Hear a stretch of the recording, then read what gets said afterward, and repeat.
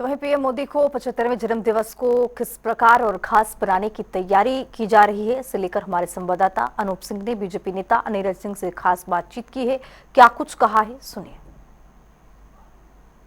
प्रधानमंत्री नरेंद्र मोदी का 75वां जन्मदिन और यादगार बनाने के लिए तमाम कार्यक्रमों का आयोजन किया गया। हमारे साथ भारतीय जनता पार्टी युवा मोर्चा की प्रेरणा स्रोत नीरज सिंह जी हैं। किस तरीके से इंतजाम किए गए हैं, क्या व्यवस्थाएं की जा रही प्रधानमंत्री के 75वें जन्मदिन को लेकर? भारतीय जनता पार्टी संगठन के सेवा पखवाड़ा के माध्यम से 18 गतिविधियां 17 सितंबर से 2 अक्टूबर तक चलाई जाएंगी। तो साथ ही साथ लखनऊ के अंदर हम लखनऊ कौशल महोत्सव के माध्यम से भी अपने प्रधानमंत्री को अपनी शुभकामनाएं प्रेषित करेंगे। और यह लक्ष्य रखा है, जहां पिछले लखनऊ कौशल महोत्सव में 4800, फिर उसके बाद 5800 और इस बार प्रधानमंत्री नरेंद्र मोदी जी के 75वें जन्मदिन पे 7500 प्लस युवाओं को रोजगार देकर उनको अप्रेंटिसशिप के अवसर प्रदान करके उनको भी भारत की आर्थिक विकास में उनकी भागीदारी सुनिश्चित करने का काम हम करें।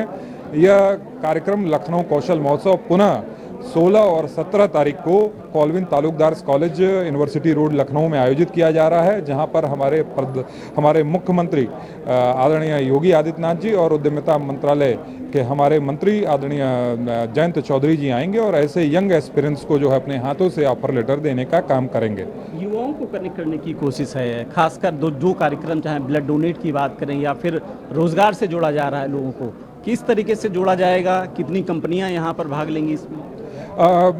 युवा हमारे देश के भविष्य के रूप में हैं और करीबन 100 से ज़्यादा कंपनियां हमारे बीच में होंगी। 20 से ज़्यादा विभिन्न सेक्टर्स की कंपनियां होगी, ऑटोमोबाइल्स, लॉजिस्टिक्स, हॉस्पिटैलिटी, यहाँ तक कि ग्रीन एनर्जी और एरोस्पेस जैसे क्षेत्रों की भी कंपनियां हमारे बीच में होंगी।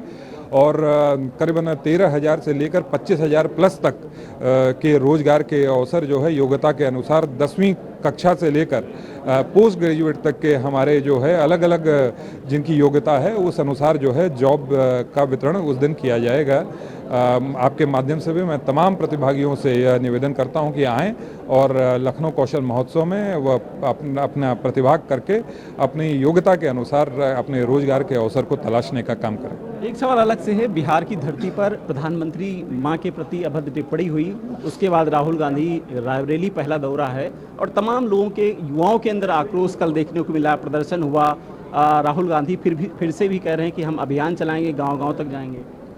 देखिए, मैं मानता हूं कि विपक्ष को थोड़ी बहुत मर्यादित राजनीति करनी चाहिए। जिस प्रकार की अभद्र टिप्पणी प्रधानमंत्री के मां के रूप के ऊपर की गई, उसकी जितनी भी भर्त्सना की जाए वो कम है। और राहुल गांधी जी मुझे लगता है अनावश्यक के विषय उठाकर जो है अपनी राजनीतिक रोटियां सेकने का कई बार उन्होंने प्रयास किया है और जब भी वह जनता की अदालत में जाते हैं तो उन्हें मुंह की ही खानी पड़ती है। मुझे लगता है आज की जनता जागरूक है और इस प्रकार के किसी भी प्रोपेगेंडा में वो नहीं आएगी। वो चाहती है कि आज विकास की राजनीति हो, मर्यादा की राजनीति हो और भारत को एक श्रेष्ठ भारत बनाने के संकल्प में सभी लोग माननीय नरेंद्र मोदी जी के साथ दिखाई देते हैं। प्रधानमंत्री के काशी दौरे से पहले जो प्रदेश अध्यक्ष हैं कांग्रेस के अजय राय को हाउस अरेस्ट किया गया है। देखिए, जिस प्रकार से जो वहाँ पर मॉरिशस के राजनयिक हमारे बीच में हैं, वहाँ के सबसे बड़े नेता मॉरिशस के हमारे बीच में हैं, वहाँ पर मुझे लगता है कि कांग्रेस से अपेक्षा तो की नहीं जा सकती कि वह मर्यादित आचरण करेंगे। तो जो कानून व्यवस्था को बनाए रखने के लिए जो शासन को आवश्यक लगता है वो करेगी। और मुझे लगता है कि जो विपक्ष को अब समय है, चेत जाना चाहिए। जनता एक सकारात्मक राजनीति चाहती है, अपेक्षा करती है कि वो एक कंस्ट्रक्टिव विपक्ष की भूमिका का निर्वहन करें, ना कि डिस्ट्रक्टिव।